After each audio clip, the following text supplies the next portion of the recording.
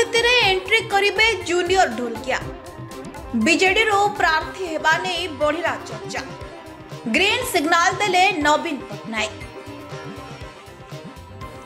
धीरे धीरे तेजिलाणी नुआपड़ा उपनिर्वाचन ताती। एथिपाई तीन प्रमुख दल कमर कसिथिबा बेले गोटिए पाद आगुआ रहिछि बिजू जनता दल। बीजेपी और कांग्रेस काहाको प्रार्थी करिबे से नै अंक छिन्नथिला बेले बीजेडी किंतु माइंड गेम खेलिबा आरंभ करदेलाणी। कारण एबे राजनीति रे एंट्री करबा को जाउछंती दिवंगत विधायक राजेंद्र ढोलकिया पुओ जय ढोलकिया। नुआपड़ा विधानसभा उपनिर्वाचन रे से बीजेडी रो प्रार्थी हेबार यथेष्ट संभावना रही। एने बीजेडी सभापति नवीन पटनायक मध्य ग्रीन सिग्नल दे सारिछंती। जहाँ पर जय निजे मुह खुली गणमाध्यम सामने प्रतिक्रिया रखी कहिछंती जे से आगामी उपनिर्वाचन रे बीजेडी रो ही प्रार्थी हेबे। बीजेडी उपरे तांको परिवार रो आस्था और विश्वास रही।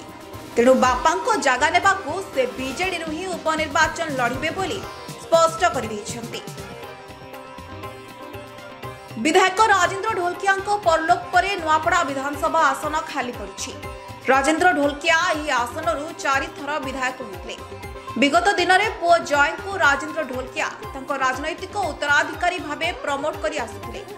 जय मध्य विभिन्न कार्यक्रम रे भाषण दे बीजेडी पाई प्रचार प्रसार करुथिले। आउ एबे तांकर देहांत परे बीजेडी सिंपाथी कार्ड खेलिबो बोली अनुमान करा जाउतिला, जहां एबे सत्य होई सारिछि। बीजेडी रु जय प्रार्थी हेबा एक रकम स्पष्ट होई सारिछि।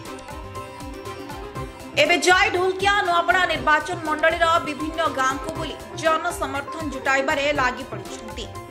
एही उपनिर्वाचन पाई एबे विज्ञप्ति जारी होई नथिले मध्य किए केउ दलरु प्रार्थी हेबो ताकू नै कसरत आरंभ हो जायछि। ब्यूरो रिपोर्ट, सत खबर।